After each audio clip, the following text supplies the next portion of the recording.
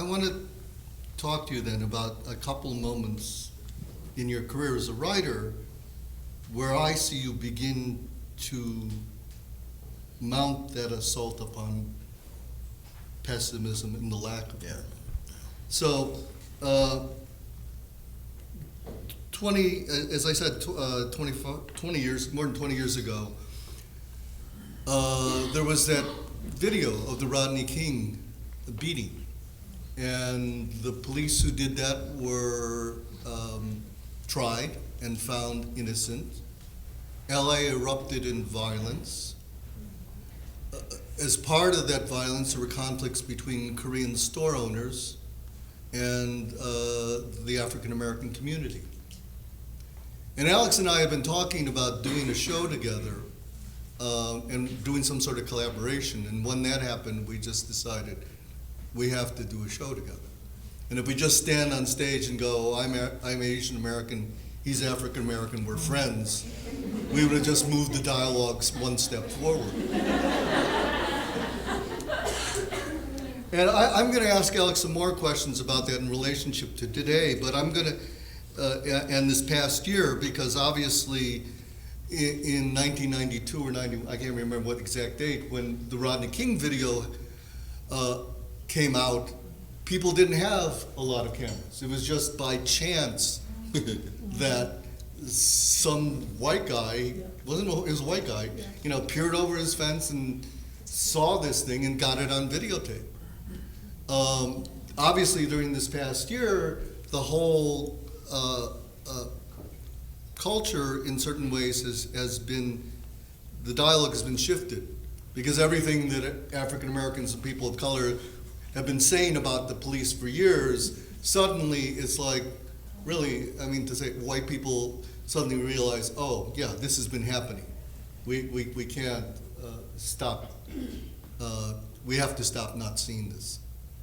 So as part of the piece, and it's portion of it is in this book, Afro-Asia, which has a picture of Du Bois and Mao Tse-tung on the cover. I really, wish it was somebody other than Mao, that we had to put up against Du Bois. But anyway, I want to ask Alex to read a piece from that.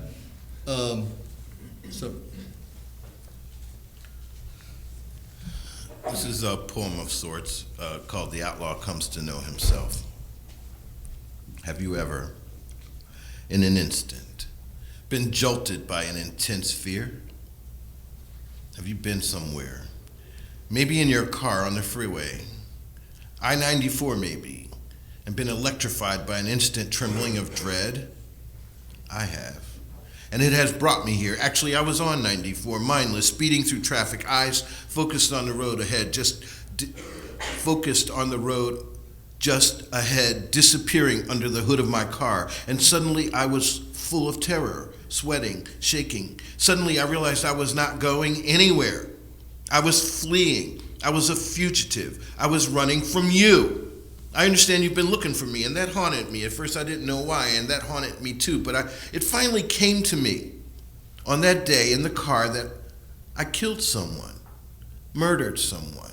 In this life or the last, a conscious crime or dream, but I did it. And now I understand why I always freeze when the doorbell rings, why I stare police in the eye, a practiced deception, why I reveal as little as possible, why I can't watch Richard Kimball search for the one-armed man anymore, why it just makes me mad he won't simply turn around and tell those motherfuckers, I did not kill my wife. Is there no justice? But Kimball knew there was no justice, and I think he was afraid he'd confess, just like me. I confess to you right now. I could confess to you right now. The bombing at the World Trade Center, all the slain police, all the robberies, all the abductions, all the rapes, all the murders, I did it. I mean, I'm a black man. I'm an outlaw. By law, I could have done it. When that policeman died, was shot like a paper target pinned on a bale of hay, my life became tenuous, less solid, more abstract. My picture rode around in squad cars and was distributed from memory everywhere. I was everywhere, and the police wanted me for questioning, or because I knew someone, or because my jacket's blue, or because my brake lights weren't working or something, but they were looking for me, and I couldn't wait until they found me. I knew they would. I would have gladly surrendered just to relieve the pressure. I'm here now, aren't I? But I waited, often in darkness, at night, as the Mississippi mud falls from my face. I have to still my shudders, remind myself that no one is after me, no one wants me, and in the moon's black eye cower, try to remember what I've done, who I've hurt, to make them pursue me so relentlessly. I am the murderer. I am the rapist. I must be. Why else would I feel their sour breath on my neck? But I am growing tired of the run. Want my picture instead to be enshrined, celebrated, known for its brilliance and strength, so you might know the lines given to me by my mother as they differ from those given to me by my father. But we are so far from that.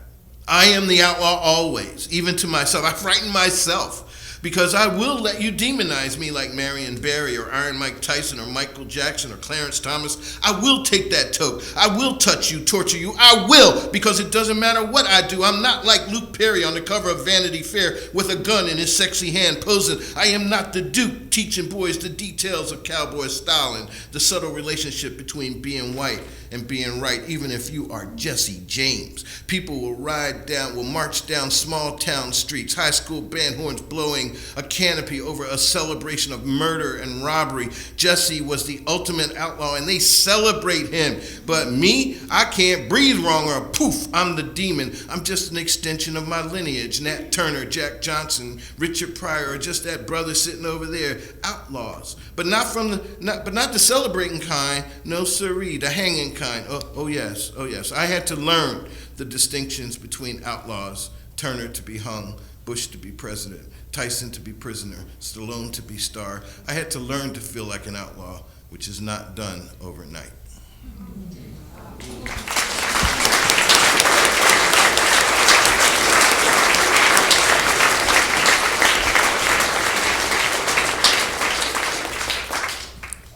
So can you speak about just a little bit of the circumstances, how you came to write that, and then what happened then after you wrote this in terms of your understanding of guilt and the part it played in your life as an African-American man?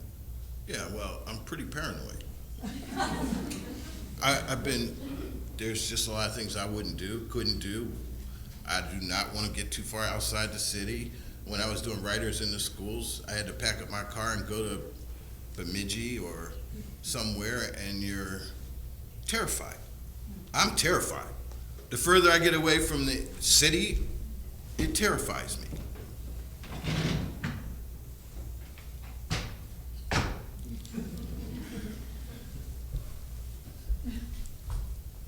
And I truly was on I-94 coming from St. Paul going to Minneapolis, and I had to pull my car over. I was having a panic attack. And I realized at that moment that all the accumulated images of black men being pursued, being beat down, had reached its saturation point in my consciousness, and I could not survive it any longer if I didn't come up with a way of responding to that. So I devised a way to respond to that. I began to meditate on what had been taken from me as a child.